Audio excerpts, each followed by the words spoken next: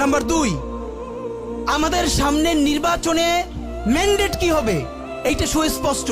জুলাই সনদের ভিত্তিতে যদি নির্বাচন না হয়, এই নির্বাচন আপনারা চাইলে করেন, আমরা কেউ ভোট দিতে যাব না।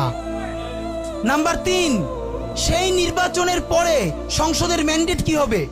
সংসদে জুলাইয়ের বর্তমান সনদে যেটা স্বাক্ষরিত হবে সবার ঐক্যমত্যের ভিত্তিতে, এটা নির্বাচনের আগে মানে সংবিধান সংশোধন করা ছাড়াই অধ্যাদেশের বলে বলে যেটা করা সম্ভব সেটা আগেই করে ফেলতে হবে এবং তাকে দিয়ে নির্বাচন করাইতে হবে।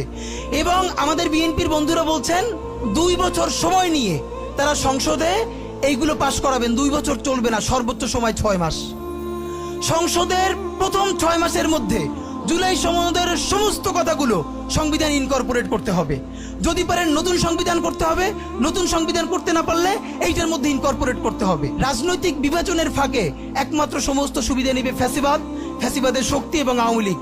আমরা আমাদের জীবন থাকতে বাংলাদেশের মাটিতে ভারতীয় আধিপত্যবাদ থেকে শুরু করে আর কোনো বিদেশি আধিপত্যবাদ, হাসিনা এবং ফ্যাসিবাদকে মেনে নিব না।